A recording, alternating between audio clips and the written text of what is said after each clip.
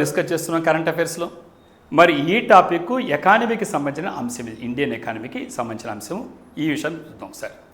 Topic ఏంటంటే sugar cane control order revamp. Revamp అంటే ఏంటి? ఏదైనా దాని ఒక ఇష్యూ ఉంటే ఆ విషయాన్ని మళ్ళీ మనం పునరుద్ధరించడాన్ని రీకన్స్ట్రక్షన్ రివ్యాంప్ అంటున్నాం. కాబట్టి మనకు ఆల్రెడీ ఉంది షుగర్ కేన్కి సంబంధించి, చెరుకు సంబంధించి ఎలా నియంత్రిస్తాం భారతదేశంలో ఉంది. దాన్ని రీవ్యాంప్ అనే పేరుతో ఇక్కడ మనం డిస్కస్ చేస్తున్నాం. ఇది న్యూస్లో మీరు చూసే ఉంటారు. ఇక టాపిక్ ఏంటంటే the union government has circulated A draft sugar cane control order 2026 to replace the outstanding 1966 order and stake holder comments were invited up to 20th May. ఇది టాపిక్. ఇవాళ April 24th. మనకి ఇంకా దగ్గర మనకు అంటే 1 month వేసుకోవచ్చు. May 20th వరకు ఎవరైతే స్టేక్ హోల్డర్స్ ఉన్నారో ఇప్పుడు ఈ యొక్క డ్రాఫ్ట్ని తీసుకొచ్చారు, దీంట్లో ఏమైనా మీకు అభ్యంతరాలు ఉంటే తెలియజేసుకొని మీ కామెంట్స్ని తెలియజేయమని యూనియన్ గవర్నమెంట్ ఒక సర్క్యులేట్ చేసిందన్నమాట, ఒక ప్రకటనలాగా. అది ఏంటంటే draft sugar cane control order 2026 అంటున్నారు. ఇంతకుముందు ఆల్రెడీ ఒకటి ఉంది, లేకుండా పోలేదు. ఎప్పుడు ఉందంటే అది లాంగ్ లాస్టింగ్ 1966 ఆర్డర్. 1960 నుంచి 2026 అంటే ఎన్నేళ్ళు పట్టింది? 60 years. అంటే మీకు ఎంత ఓల్డ్ అర్థమైంది. ఇప్పటి వరకు గత 60 సంవత్సరాల నుంచి జరుగుతున్నది ఈ చట్టం, యాక్ట్ అనుకోండి, ఆర్డర్ అనుకోండి. 1966 అంటే చాలా ఓల్డ్ అనమాట. ఆ కాలం జరిగినటువంటి దాంట్లో 60 సంవత్సరాల తర్వాత ఇప్పుడు మనము ఈ షుగర్ కేన్ అంటే చెరుకుకు సంబంధించినటువంటి దానికి ముఖ్యమైన ఇది కాబట్టి, కమోడిటీ కాబట్టి దీనికి సంబంధించి దాంట్లో మార్పులు చేర్పులు చేస్తూ ఎవరైతే స్టేక్ హోల్డర్స్ ఉన్నారో దీంట్లో కామెంట్స్ని 20th May వరకు ఇవ్వమని చెప్పింది. మరి ఈ న్యూస్లోకి ఎందుకు వచ్చింది అంటే ఇది ఒక మేజర్ పాలసీ. ఎందుకంటే ఖచ్చితంగా చక్కెర వాడని ఇల్లు ఎక్కడుంది? చక్కెర వాడని మనిషి ఎవరున్నారు? నువ్వు టీ తాగే దగ్గర నుంచి, కాఫీ దగ్గర నుంచి చక్కెరది కంపల్సరీ ఐటమ్ అయిపోయింది. నువ్వు స్వీట్స్ పక్కన పెట్టు, మీరు స్వీట్స్ వాళ్ళకపోయినా కూడా చక్కెర వాడని ఇల్లు ఉంటుందా? నాకే తెలియదు ప్రపంచంలోనే. సో కాబట్టి ఒక మేజర్ పాలసీ దానికి సంబంధించి ఏంటంటే because sugar cane regulation has remained largely under the old framework for decades. ఇప్పుడే చెప్పాను, డికేడ్స్ అంటే 10 years, డికేడ్స్ అంటే 66 decades. 60 సంవత్సరాల నుంచి 1966లో ఉండేటువంటి పాలసీని ఇప్పటి వరకు కొనసాగించారు. మరి ఆ పాలసీలో వచ్చిన మార్పు కాబట్టి ఒక మేజర్ పాలసీగా కీలకమైన రంగమైనటువంటి షుగర్ కేన్, చెరుకు సంబంధించి ఈరోజు మనం చెప్పుకోవచ్చు. ఇక్కడ ఈ రీవ్యాంప్ అంటే చెప్పాను, అంటే మనం ఏదైనా రీస్ట్రక్చర్ చేయడం, ఒక దాంట్లో మార్పులు చేర్పులు చేసి మళ్ళీ మనం చేయడం. ఈ రీవ్యాంప్ అనేది జస్టిఫైడ్ ఆన్ ద గ్రౌండ్. ఎలా మనం సమర్థించుకుంటున్నామంటే టెక్నాలజీ పరంగా కానీ, ఫ్యాక్టరీ ఆపరేషన్స్ కానీ, అదేవిధంగా సెక్టార్ స్ట్రక్చర్ కానీ ఇవన్నీ కూడా 66 లాగా ఉన్నాయా?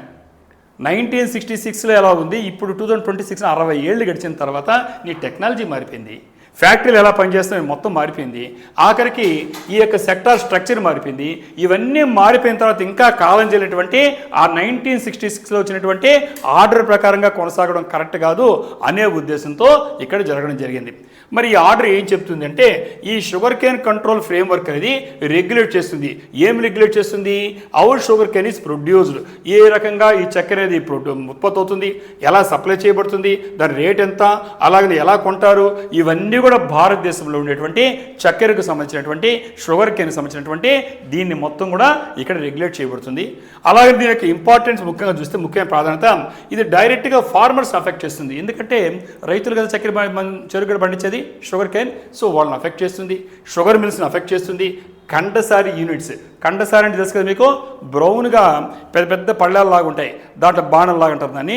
దాంట్లో ఈ చక్కెరని మన ఫ్యాక్టరీలో కాకుండా మరిగించి వాళ్ళు తయారు చేస్తుంటారు బెల్లంలాగానే. దీన్ని మనం బ్రౌన్ రంగులో ఉంటుంది. అలాంటి యూనిట్స్ చాలా ఉంటాయి, కండసారి యూనిట్స్ అంటారు. కండసారి యూనిట్స్ అంటే స్థానికంగా తయారైనటువంటి చిన్న ఉండేటువంటి ఒక ఫ్యాక్టరీ, చక్కెర ఫ్యాక్టరీ అనుకోవచ్చు. సో కాబట్టి ఈ రైతుల్ని, షుగర్ మిల్స్ని, కండసారి యూనిట్స్ని, అలాగే చెప్పాలంటే ఈ యొక్క షుగర్ ఎకానమీ టోటల్గా ఈ మార్పులు చేర్పులు చేసేటువంటి ఈ యొక్క నిర్ణయమే మేజర్ పాలసీగా చెప్పుకోవచ్చు మీకు. మరి ఈరోజు ఈ మెయిన్ చేంజెస్ ఏమున్నాయని చూస్తే, మొట్టమొదటిది ఈ డ్రాఫ్ట్ ఏం చేస్తుందంటే 25 kilometers మినిమం డిస్టెన్స్ అనేది ఉంది షుగర్ మిల్స్ మధ్యలో. అంటే ఇంతకుముందు ఎక్కడంటే పక్కనే వచ్చేస్తున్నాయి. సో అలా కాకుండా ఈ కొత్తగా వచ్చేటువంటి మిల్స్ ఏమవుతుంటాయో, షుగర్ మిల్ పెట్టాలంటే ఒక మిల్ నుంచి ఇంకో మిల్కి 25 kilometers డిస్టెన్స్ ఉండాలి. ఎగ్జామినేషన్ ఇలాంటి పాయింట్స్ మీరు గుర్తుపెట్టుకోండి, ఇలాంటివి అడిగేది ట్విస్ట్ చేస్తూ. సో అలాగనే మనం చూసినప్పుడు ఇక్కడ ఈ స్టేట్స్ అనేటువంటివి increase the buffer with central approval. Central యొక్క అప్రూవల్తో ఇక్కడ మనం కావాలంటే బఫర్ని ఇంక్రీజ్ చేయడానికి అవకాశం ఇస్తున్నారు. అలాగనే కొత్తగా వచ్చే మిల్స్ అనేటువంటి మస్ట్ తప్పనిసరిగా అవి కమర్షియల్ ప్రొడక్షన్ని with in 5 years after the bank guarantees accepted. ఎందుకంటే ఒక మిల్లు పెట్టేటప్పుడు రకరకాల పర్మిషన్లు ఉంటాయి, అనుమతులు ఉంటాయి, బ్యాంక్ గ్యారంటీ ఇస్తారు. అయిన తర్వాత 5 years లోపల తప్పనిసరిగా నువ్వు కమర్షియల్ ప్రొడక్షన్ మొదలు పెట్టాలి అనే కండిషన్ని ఇంక్లూడ్ చేయడం జరిగింది. సో అలాగే మనకు ఈ ప్రాజెక్ట్ అనేటువంటిది ఇక్కడ మనం కంపల్సరీగా 2 crores పర్ఫార్మెన్స్ని బ్యాంక్ గ్యారంటీ ఇచ్చి వాళ్ళు ఇండస్ట్రియల్ ఎంటర్ప్రినర్ మెమోరాండం సమర్పించాలి. అంటే అలాగమైనటువంటి నిర్ణయాలతో ఇక్కడ తీసుకురావడం జరిగింది. ఇంకా చెప్పాలంటే ఈ కండసారి యూనిట్ అనేటువంటిది ఏమవుతుందో ఇవన్నీ కూడా టైటర్ రెగ్యులేషన్ కింద వచ్చాయి. ఇంతమంది ఎవడ పడితే వాడు మిల్తో సంబంధం లేకుండా చెప్పాను. రోడ్డు ఉంటే ఎక్కువగా నార్త్ ఇండియాలో ఇక్కడ ఎట్లా ఉంటాయంటే రోడ్డు అమ్మడే కూర్చొని పెద్ద పెద్దవి ఉంటాయి, చిన్న చిన్న ఫ్యాక్టరీ కాదు అవి. ఎవరి వెళ్ళాలో వాళ్ళు చూసుకొని ఈ చక్కెరని మరగబెడుతూ ఈ బెల్లం ఎలా కాయేస్తారు, చక్కెర చేస్తారు. దాన్ని ఈ స్మాల్ యూనిట్స్ని కండసారి యూనిట్స్ అంటారు. ఇవి వేరే రకంగా వాడడానికి అవకాశం ఉంది కాబట్టి ఈ యొక్క నిషేధం పనికొస్తుంది. మీకు అక్కడ చక్కెర చేస్తే ఇబ్బందుల ఆ బ్రౌన్ క్వాలిటీ షుగర్ ఇంకో దానికి కూడా వెళ్ళడానికి అవకాశం ఉంది. అందుకోసమే నియంత్రిస్తూ టైటర్ రెగ్యులేషన్ అంటే కఠినతరం చేశారు నిబంధనల్ని, ఇంక్లూడింగ్ లైసెన్స్ కావచ్చు, ఇన్స్పెక్షన్స్ కావచ్చు. సో ఇవన్నీ కఠినతరం చేశాడు. మరి ఇక్కడ మనం చూడాల్సినటువంటిది మొట్టమొదటిది ఈ ప్రైస్ ఫార్మర్స్ యాంగిల్లో చూద్దాం ఒకసారి. అంటే ధరలు ఎలా ఉండబోతాయి, ఇక రైతులకు ఎలా ఉండాలని చూస్తే ఇక్కడ డ్రాఫ్ట్ అనేది డస్ నాట్ చేంజ్. ఇది ఇంపార్టెంట్ పాయింట్. మీరు ఎగ్జామినేషన్లో ఈ డ్రాఫ్ట్ అనేది ఇప్పుడు ఉండేటువంటి ఈ షుగర్ కేన్ ప్రైజింగ్ సిస్టమ్ మారుస్తుందంటే మార్చదు, దాని జోలికి వెళ్ళడం లేదు, అది గుర్తుపెట్టుకోండి. అలాగనే mills will continue to pay the centre fixed fair and remunerative price, FRP అంటాం. ఎఫ్ఆర్పి అంటే ఫెయిర్ అండ్ రెమ్యూనరేటివ్ ప్రైస్ అంటాం. న్యాయబద్ధమైనటువంటి మార్కెట్ దానికే ఇస్తారు వాళ్ళకి. కాబట్టి ఆ మిల్స్ ఇంత ముందు లాగానే సెంటర్ ఫిక్స్ ఇస్తే దాని ప్రకారం వెళ్తాయి. అంటే అది కూడా మార్పు రాలా.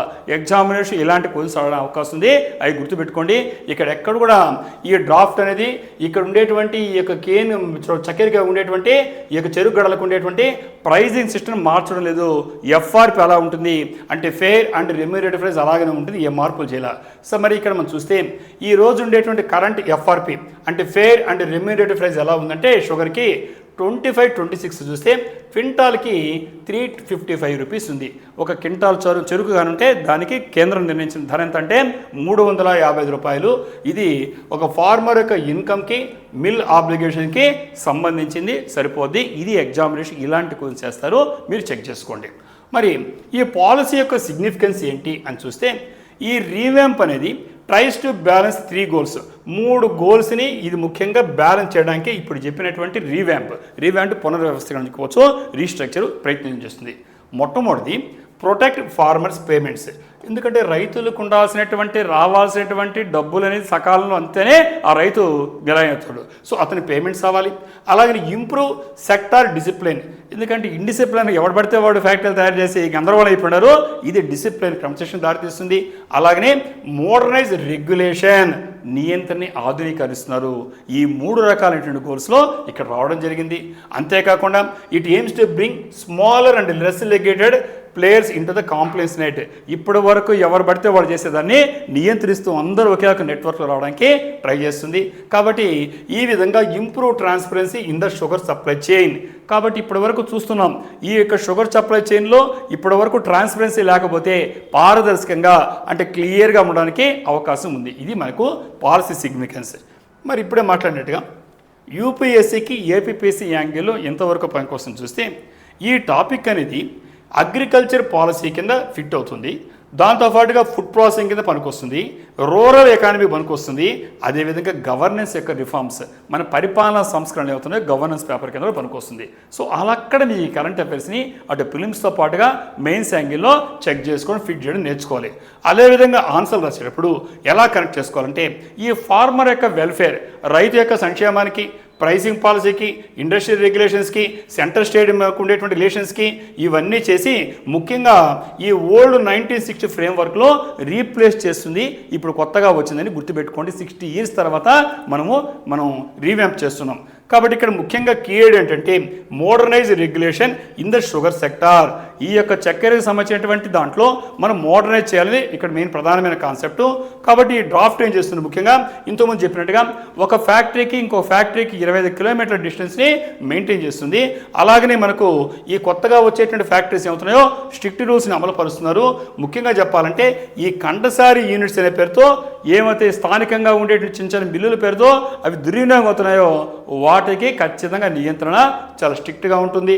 సో ముఖ్యంగా చెప్పాలంటే ఇక్కడ రేట్లు ఏమైనా చేంజ్ అవుతాయని ఇప్పుడే చెప్పాను. Does not change sugarcane pricing. ఎట్టి పరిస్థితుల్లో చక్కెర రేట్లు ఏమి మారడం లేదు.